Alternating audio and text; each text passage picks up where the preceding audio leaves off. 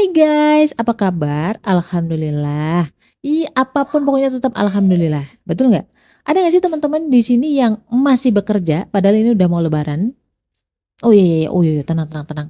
Ternyata masih banyak yang kerja teman-teman. Karena mungkin dia memang kerjanya di medis ya kan, yang harus standby 24 jam atau mungkin di kepolisian atau di keamanan lain-lainnya lah, security kah atau bank kah kayak gitu kan. Dan jangan lupa ada satu profesi yang kalian mungkin nggak sangka itu, yang tetap bekerja mesti mesti lagi meski udah mau lebaran. Siapa? Seorang ibu. Betul.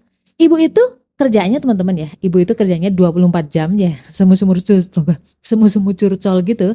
Ibu itu kerjanya 24 jam. Asli 24 jam. Even lu tidur bareng anak-anak lo, kadang-kadang lu kebangun terus benerin selimut gitu kan. Terus ketika lu kerja di luar rumah pun sebagai seorang ibu, lu tetap mikirin di rumah anak udah makan atau belum, anak bagaimana sekolahnya, anak udah berangkat les atau belum. Betul atau betul? Betul. Dan you know what? Tak ada gaji, tak ada cuti, tak ada uang lembur, nggak ada yang namanya sick leave atau izin sakit. No, no, no, no. Even lu lagi sakit nih, seorang ibu itu tetap mau nggak mau nih ya, kayak memaksakan diri untuk tetap bisa meladeni pasangannya dan juga anak-anaknya. Gue denger satu dua selentingan ya, mungkin banyak lah dari kita merasa bahwa Mbak, puasanya kok cepet banget sih? Tahu-tahu mau lebaran aja. Gimana nih? Aku belum khatam, aku belum ini, aku belum anu. Malam Lailatul Qadar malahan aku head, aku menstruasi. Gimana dong Mbak ini? Nah, ada nggak yang kayak gitu? Jujur teman-teman, gue salah satu orang yang merasa kayak gitu. Kayak ngerasanya kayak gue nggak optimal aja gitu. Iya kan? Dan ternyata nggak cuma gue yang mikir seperti itu. Banyak. Ini adalah puasa paling cepat yang menurut gue rasain. Gue pikir cuma gue doang, tapi ternyata ada beberapa temen gue yang merasa waktu ini tuh cepat banget berlalu. Tahu-tahu udah mau lebaran aja.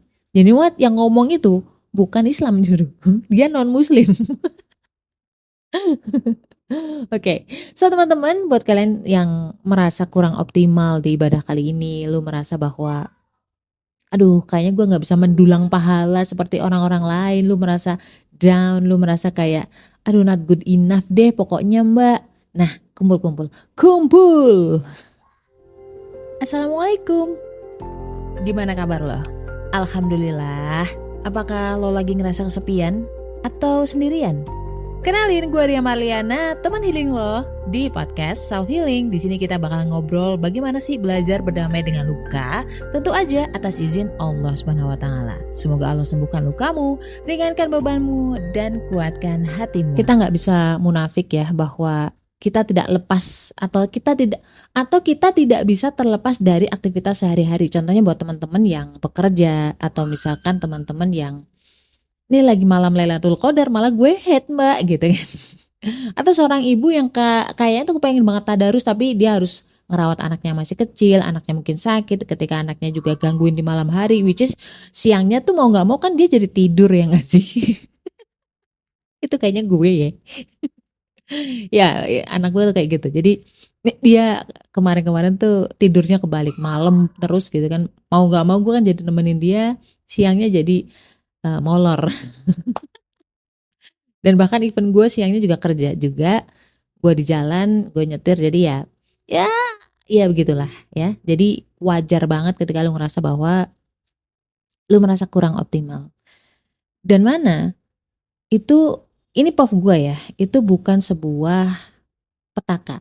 Justru buat gue tuh itu semacam ilham yang dikasih sama Allah biar kita tuh bisa mengucap istighfar. Itu dulu.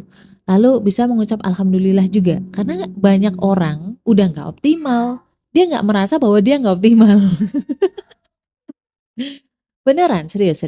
Nah, ada satu mindset yang harus kita luruskan ya teman-teman. Bahwa namanya ibadah itu kan bukan hanya ibadah mahdhoh. Di salah satu hadisnya Rasul itu bahkan, correct me if I'm wrong ya, aku terus terang belum cari redaksionalnya. Gue hanya dengar dari Ustadz Nuzul Zikri kalau nggak salah, kalau nggak Ustadz Rifki Ja'far Umat Thalib. Ada beberapa ustadz yang ngomong seperti itulah. Dan ini sahih, di mana Rasulullah itu lebih senang berjalan bersama dengan saudaranya umat muslim, dan menemani urusannya, intinya gitu, dibandingkan dengan berdiam diri untuk beriktikaf di masjid. Nah, ini jangan sampai salah kaprah juga, jangan sampai salah paham juga. Berarti kan ibadah itu sebenarnya konteksnya tuh luas banget, teman-teman. Gua akan ngomongin satu dulu, di mana lu merasa lu nggak optimal karena di malam Lailatul Qadar atau misalkan di 10 malam terakhir tiba-tiba lu menstruasi gitu, full of menstruasi, jadi lu nggak bisa sholat, lu nggak bisa baca Quran, ya kan, targetnya harus khatam jadinya nggak khatam, ya nggak, lu sedih nggak sih? Jangan sedih, karena apa? Karena gini teman-teman, yang namanya haid atau menstruasi itu pun akan dinilai ibadah. Kenapa? Karena yang namanya ibadah itu kan berarti dalam jalan ketakwaan nih teman-teman. Takwa itu kan berarti lo menjalankan perintah Allah dan menjauhi larangan Allah. Dimana ketika lo menstruasi nih teman-teman, itu kan lo nggak boleh nih sholat, lo memang nggak boleh baca Quran. Jangan sampai gara-gara lo jahil gitu lo ya. Lu ego, bodo amat, pokoknya gue harus khatam. Pokoknya gue harus baca Quran sampai habis. Pokoknya gue harus sholat walaupun gue menstruasi. Itu malah jadi salah. Bener gak? Jadi ketika lu menstruasi dan lu gak sholat, lu gak baca Quran karena Allah. Karena lu menjauhi yang dilarang oleh Allah ketika lu menstruasi. Ya udah, berarti itu termasuk ibadah, termasuk pahala, dan mudah-mudahan dilipat gandakan lu mendapatkan itu di malam Lailatul Qadar. Jadi lu jangan berkecil hati gara-gara itu. Sama juga ketika teman-teman nih misalkan kayak let's say ya qadarullah ketika anak lu sakit, lu harus ngerawat mereka. Ya kan? Lu kan berarti kan nggak bisa fokus untuk baca Quran, ya kan? Jadi ada waktu yang harus lu korbankan. Lu tiba-tiba nggak boleh lagi. Nggak bisa iktikaf, lu nggak bisa ada tambahan ekstra ibadah di malam hari dan semacamnya lah. Ada ya hal yang dikorbankan. Tapi ingat bahwa sebagai seorang ibu ya, kan ada ibadah-ibadah lainnya. Even nih, lu cuman berdiam diri di rumah, lu menjaga kehormatan lo. Lu di rumah,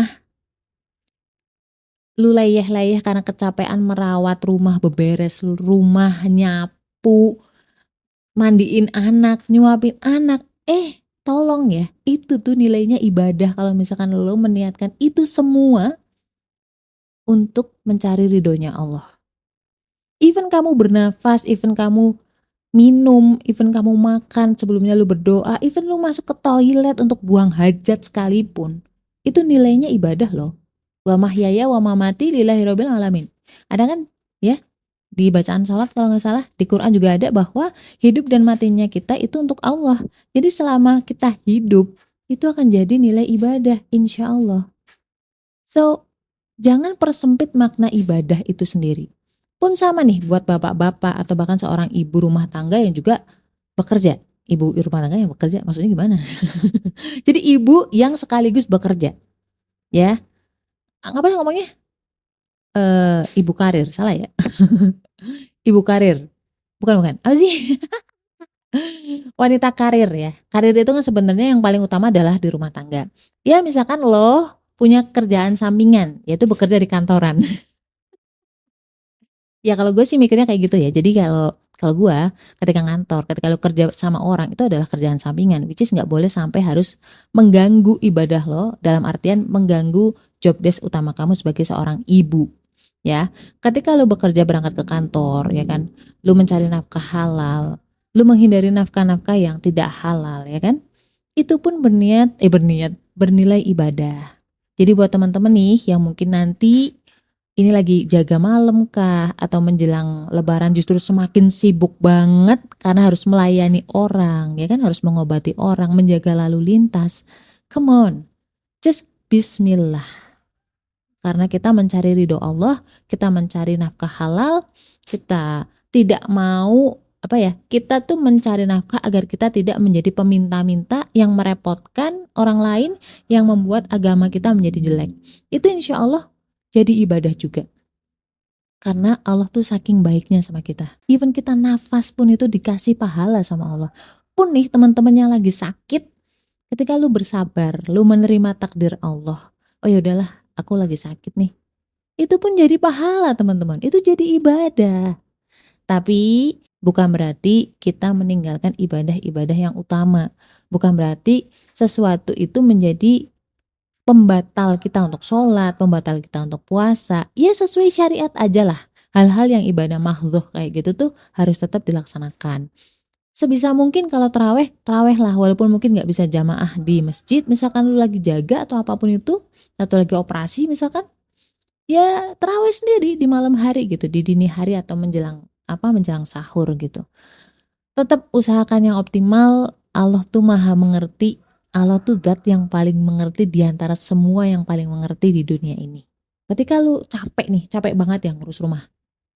Terus lu tidur, ketiduran nih, tidurnya orang yang lelah dalam mencari nafkah atau dalam menjaga rumah, ya kan, menjaga kehormatan diri, menjaga anak-anak, itu menjadi nilainya ibadah loh.